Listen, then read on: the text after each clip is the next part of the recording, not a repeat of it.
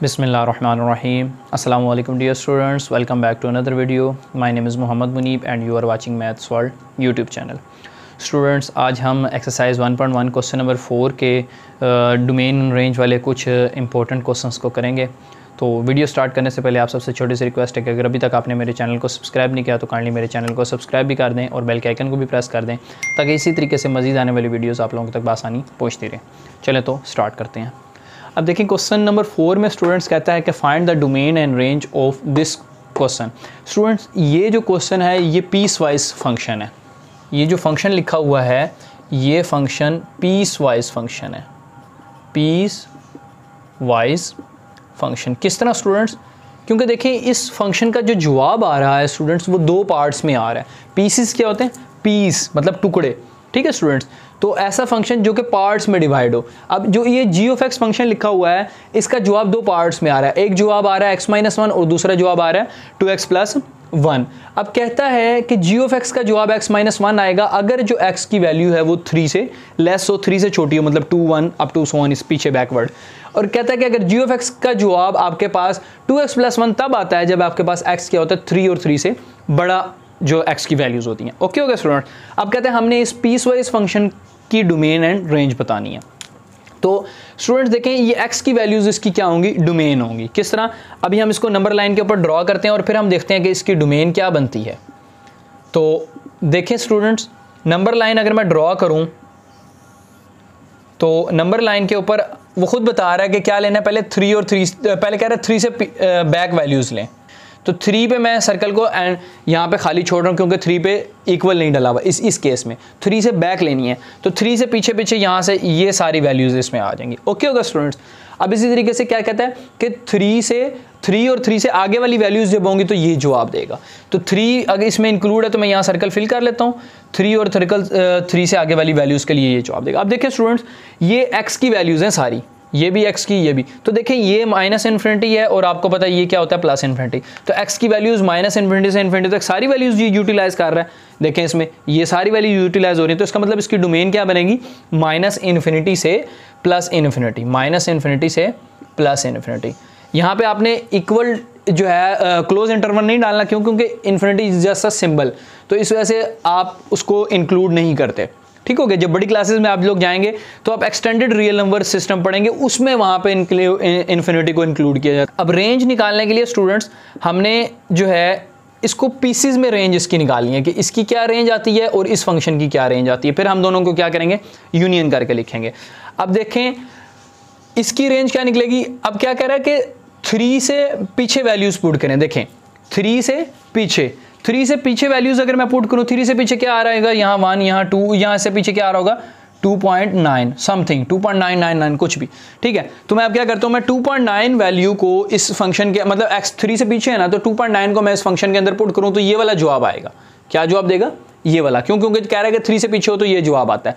तो 2.9 अगर मैं पुट करता हूँ x की वैल्यू तो स्टूडेंट्स मेरे पास आंसर क्या बनेगा? देखें जब मैंने 2.9 पुट किया, 2.9 - 1 तो 1.9 आ गया। ओके स्टूडेंट्स, इसका मतलब कि चूंकि मैं 3 कभी पुट नहीं कर सकता इस केस में तो 2 कभी जवाब नहीं आ सकता। क्यों? क्योंकि अगर मैं 3 पुट करूंगा तो जवाब 2 आएगा। 3 में इस केस में पुट कर नहीं सकता तो इस केस में 2 जवाब नहीं आएगा। 2 से पीछे 1.9 तक सारा जवाब आएगा। तो यहाँ मुझे क्या मिल गई? एक हाथ मिल गई कि यहाँ कहाँ तक आएगा? 2 तक जवाब आएगा। 2 के ऊपर क्या लगा होगा? ओपन इंटरवल होगा। क्यों? क्योंकि 2 इंक्लूड नहीं होगा, क्योंकि इस केस में मैं 3 पुट नहीं कर सकता।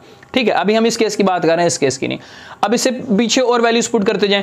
2 पुट करें। देखें जब 2 पुट करेंगे तो आंसर क्या आएगा? 2 - 1 1, तो 1 आ जाएगा। तो ये वाला आंसर भी आ जाएगा। तो इससे पीछे ये सारी वैल्यूज आती जाएंगी। मतलब -∞ से 2 तक इसकी जो है रेंज, इसकी ये वाली जो है इस पार्ट की रेंज क्या निकलेगी? -∞ से 2 तक, और 2 इंक्लूड नहीं होगा। अब मैं क्या करता हूँ? यूनियन लिखता हूँ। अब मैं इसकी रेंज लिखूंगा। देखें अब इसमें क्या कह रहा है? 3 इंक्लूड है। अब 3 इंक्लूड है, ऑब्वियस सी बात है। अब 3 यहाँ पे इक्वल टू जो डला हुआ है, 3 जब पुट करूँ तो जब 3 इंक्लूड है तो जी ऑफ एक्स का जवाब कौन से वाला आएगा? ये वाला आएगा। तो जब मैं 3 पुट करता हूँ तो मैं इसमें 3 पुट करके देखता हूँ क्या बनता है। 3 पुट करें तो 2 × 3 +1 तो ये आपके पास 7 आ जाएगा। 3 2 6 6 + 1 7।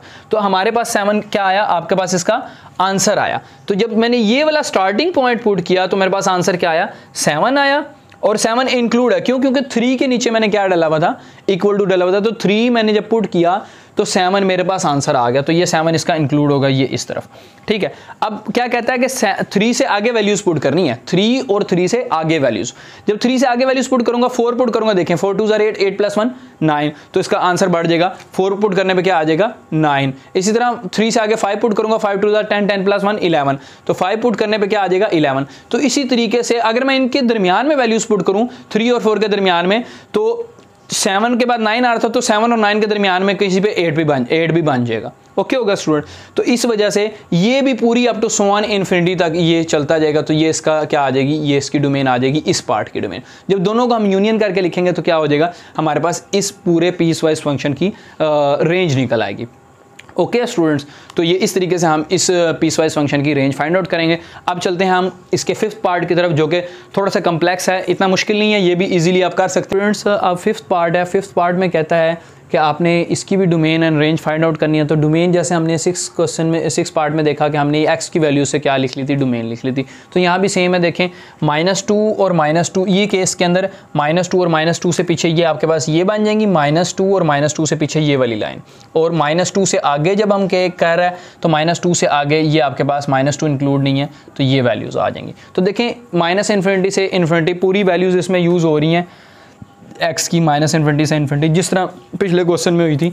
तो इसकी डोमेन आपके पास क्या आ जाएगी, डोमेन आपकी इसकी सिंपली आ जाएगी डोमेन -इन्फिनिटी से इन्फिनिटी। अब रेंज की बात करें स्टूडेंट्स, रेंज में ये क्वेश्चन पिछले क्वेश्चन से थोड़ा सा डिफरेंट है, बताता हूँ किस तरीके से। देखें अब इसमें हम क्या करें, रेंज चेक करें, तो इसमें भी हमने 2 केसेस बना लिए। एक केस में हम क्या करेंगे 6x + 7 का केस, जिसमें x क्या है -2 और 2 से छोटा है -2 से, और दूसरे में -2 से x क्या है बड़ा है।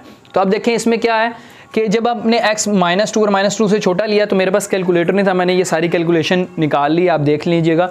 तो देखें जब -2 और -2 से बैकवर्ड, -2 और -2 से हम क्या करें, छोटा पुट करें, यानी पहले -2 पुट करें स्टूडेंट्स, ये देखें ये -2, तो -2 में इस क्वेश्चन में पुट करूं तो जवाब क्या आएगा, ये वाला आएगा 6x + 7। तो देखें 6 2 -12, -12 + 7 कितना आ गया -5। इसी तरीके से -2 से हमने क्या पुट करना है, पीछे वैल्यूज पुट करनी है। -2 से पीछे क्या आ रहा है -3, यहाँ पे -3 होगा, ये -3 पुट करें। जब -3 स्टूडेंट्स पुट करेंगे तो 6 3 18, -18 + 7, तो ये क्या आ जाएगा -11। इसी तरीके से अगर -4 भी -2 से स्टूडेंट छोटा है, -4 पुट करें तो -6 4 -24 + 7 -17। इसी तरीके से अगर -5 पुट करूं तो -30 + 7 -23।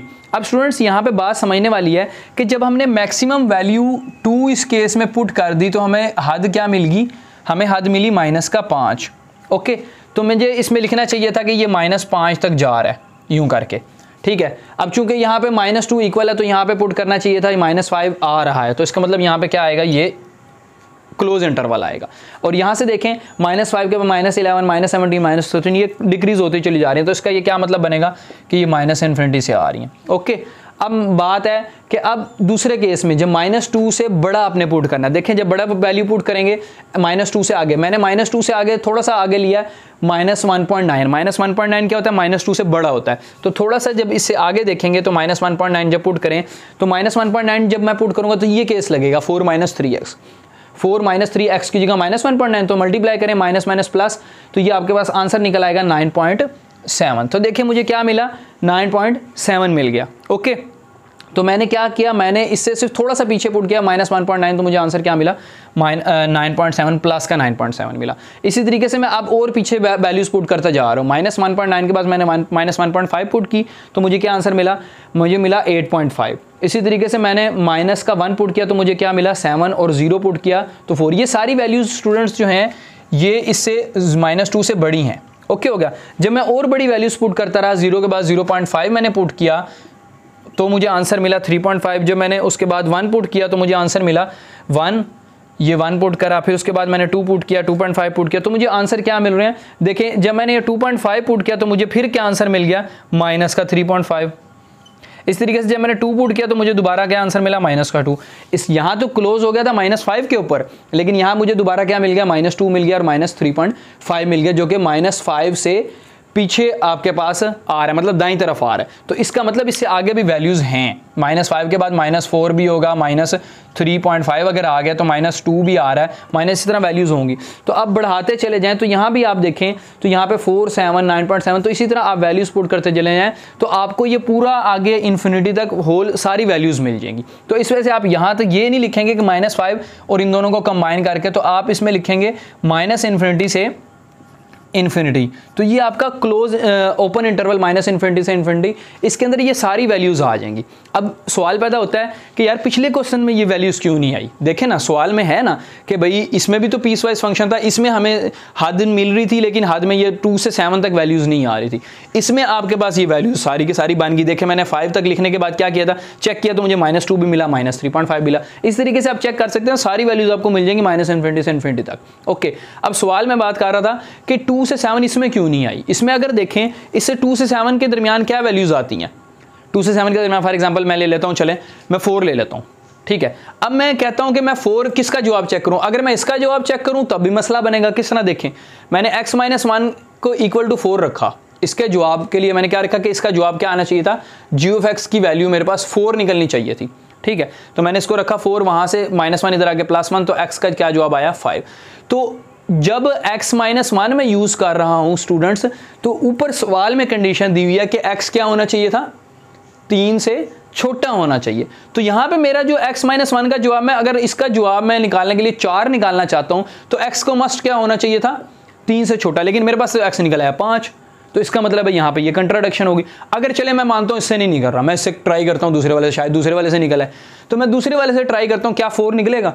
2x + 1 = 4 मैंने रख के देखा, यहाँ से +1 इधर आके -1 हो गया, तो 4 - 1 3, 2 इधर डिवाइड हो गया, इधर आके मल्टीप्लाई और डिवाइड हो गया, तो 3/2 कितना होता है 1.5। तो अगर मैं इससे चेक किया तो मुझे x की वैल्यू क्या मिलनी चाहिए थी, x की वैल्यू मिलनी चाहिए थी या 3 से बड़ी, तो मुझे यहाँ पे मिल गई 1.5, मतलब ये इससे छोटी होगी। तो इसका मतलब इससे भी मैं वो 4 वैल्यू नहीं निकाल सकता।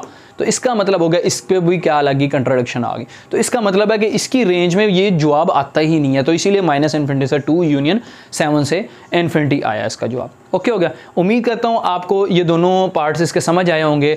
अगर वीडियो अच्छी लगी हो तो काइंडली कमेंट सेक्शन के अंदर अपनी राय का ज़रूर इज़हार कीजिएगा, और जाने से पहले मेरे चैनल को ज़रूर सब्सक्राइब कर दीजिएगा ताकि इसी तरह की मज़ीद आने वाली वीडियोज़ आप लोगों तक बआसानी पहुँचती रहें। मिलते हैं नेक्स्ट वीडियो के अंदर, तब तक के लिए अल्लाह हाफ़िज़।